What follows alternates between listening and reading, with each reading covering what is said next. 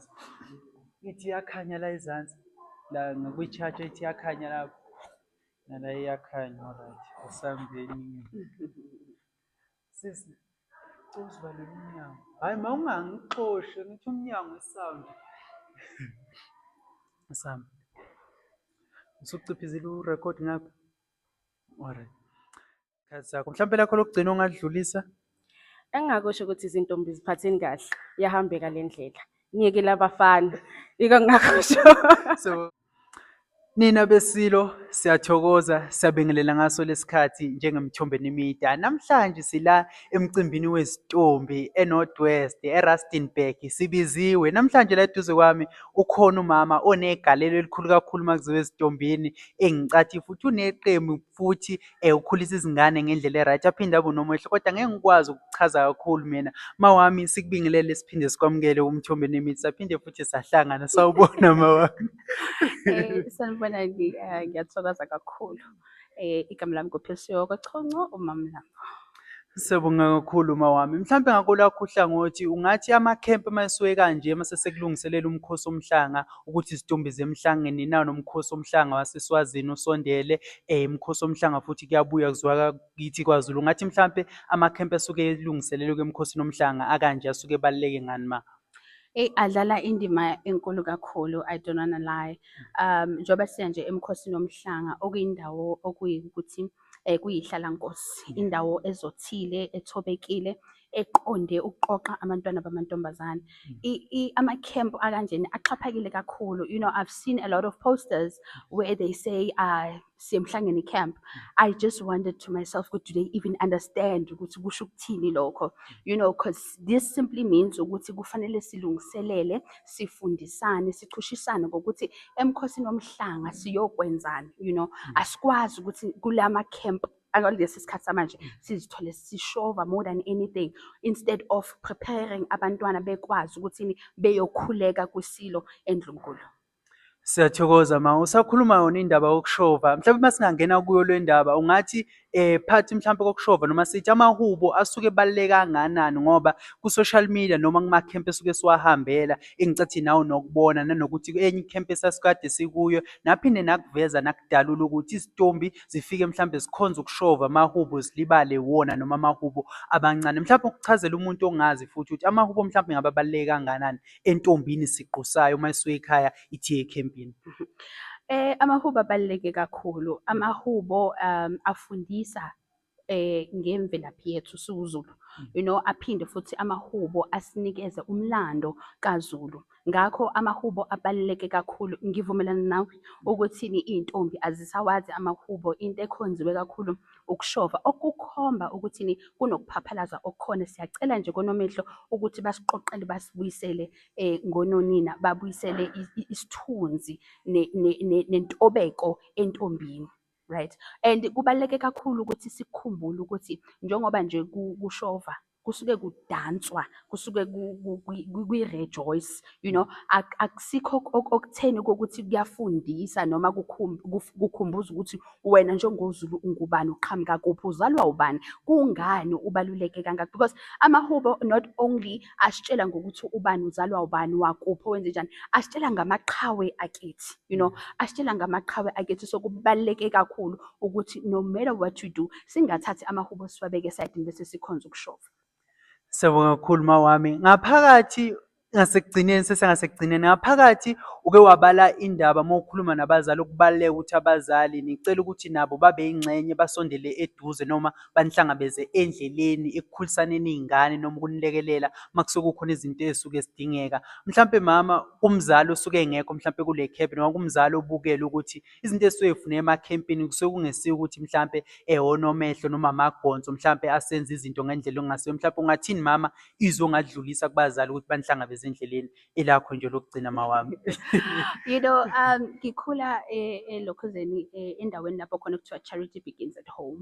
So kubaluleke kakhulu uku-understanda indima edlalwa umndeni, especially umama emndenini. You know, because amantombazane ethu ayabukela kuwo. kubalulekile kakhulu ukuthi uma uwumama unomntwana wentombazane ohamba amantshitshi, qinisekisa ukuthi you are always there, you are part and parcel of the planning. And ngiyazi ukuthi futhi umama unegalelo elingakanani, une-influence engakanani ekukhuliseni umntwana wentombazane. Uma umama wake wa-complain-a ngoNomehlo, ingane already isiqala ukuba negative towards uNomehlo, yet lo muntu wesifazane umgadele isibaya sakhe. Kubalulekile ukuthi abazali they should participate on daily basis, bazi ukuthi abantwana babo njengoba beze ematshitshini kwenziwani. UNomehlo eyedwa ney'ngane eziwu-60 angeke akwazi ukuthi ayiqoqoshe noma ayigade ngesikhathi esithize. Kuba nama-breaks most of the time emakhempini. Uma kukhona ama-break kuningi okwenzakalayo. Why? Simply because uNomehlo uyedwa mhlampe nesekela lakhe, but imindeni ihlehlile. Ngiyacabanga ukuthi isiWuzulu sifundisiwe ngokubaluleka komndeni. You know, thina siWuzulu siyazi ukuthi kukhona umama bese kuba khona umndeni wakubo mama, kube khona ubaba, kube khona umndeni wakubo baba. Labo bantu labo asibaqhelisile ngesintu sakithi, kepha labo bantu bayingxenye yalo mndeni namhlanje. So uma kuwukuthi we can take lawo ma-principles lawo esiwafundisiwe singuZulu, siwathathe siwabuyise la ezintombini, then we will definitely build a beautiful foundation. Siyathobeka mawami, siyabonga kakhulu ngesikhathi sakho. Mhlampe lekho lokugcina ongadlulisa? Izintombi abazithande bazihloniphe. Indawo yamakhempu akusiyo indawo yokuphuzela utshwala, akusiyo indawo yey'ndaba, akusiyo indawo yokuthi kufanele ukuthi uhletshwe, akusiyo nje indawo lapho khona kufanele ukuthi kwenziwe khona ukungcola. I always say most of the time, I don't really push a lot on virginity, I push a lot on purity. Yes. Because ku-virginity sisuke sigade iso kahle kahle, but uma singakwazi ukushintsha umqondo nenhliziyo yomntwana wentombazane, and ngiyathanda kakhulu makuthiwa uma ufundisa umntwana wentombazane ufundise isizwe sonke. So with that being said, asiziphatheni kahle majijini. Siyabonga, inyanga abantu besifazane iyaphela. Happy Women's Day. Mande, siyabonga mawami. Siyathokoza ma. Kubonga mina. Yebo.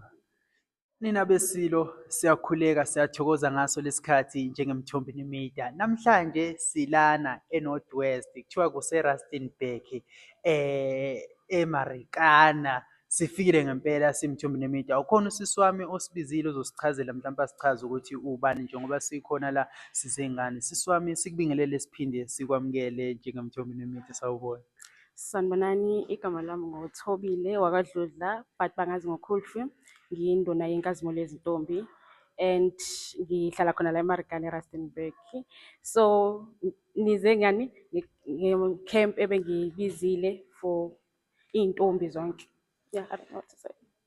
Alright, asichazele umuntu osekhaya ukuthi njengoba usibizile sikhona nathi wasibiza wasimema, bafikile abazali, zifikile izitombi oNomehlo njalo. Wena njengomuntu okwazile ukubiza izitombi ukusebenzisana nabazali nomphakathi, uzizwa unjani ukuthi kukhona abantu abakwazile bafika bazokuseka? Okay, okokuqala ngicela ukucala ngokubonga i-support engiyibonayo namhlanje. Okwesibili ngibonge ukuba khona kwenu, especially nonke nibizile as ama-guest, nakwazi futhi ukubuya nizokwenza lento engibizele yona. Ngibonga kakhulu koko konke, ngijabule kabi, angifuni ukuqamba amanga.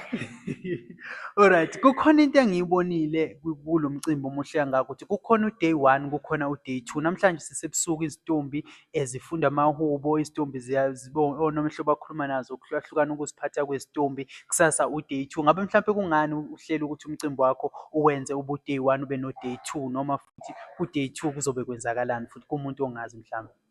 Okay, okay, isiZulu Nkosi yami. Alright, kakhulu lo ngendlela ozozizwa ngayo. Isitswana, iSpeli, it's fine. Okay, i-day 1 yanamhlanje yi-camp whereby sizokwazi ukuhlangana nezintombi sazane.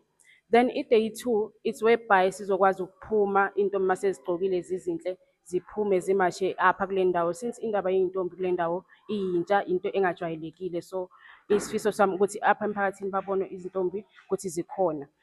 Then into ezokwenzakala from kusasa ku-day 2 ukuthi intombi zizovuka ekuseni zihlolwe, then zigeze zigcoke zibe bahle zivunule, then kube ukuthi kudliwa leyo breakfast, then zibe zimasha, then masibuya late so ukudla then baleliswane.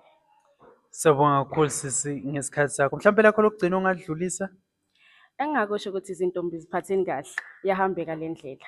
Ngiyekele abafana, iko ngingakusho. Siyabonga kakhulu ngesikhathi sakho njengomthopheni imithi. Ngiyabonga. Siyathokoza, siyabonga.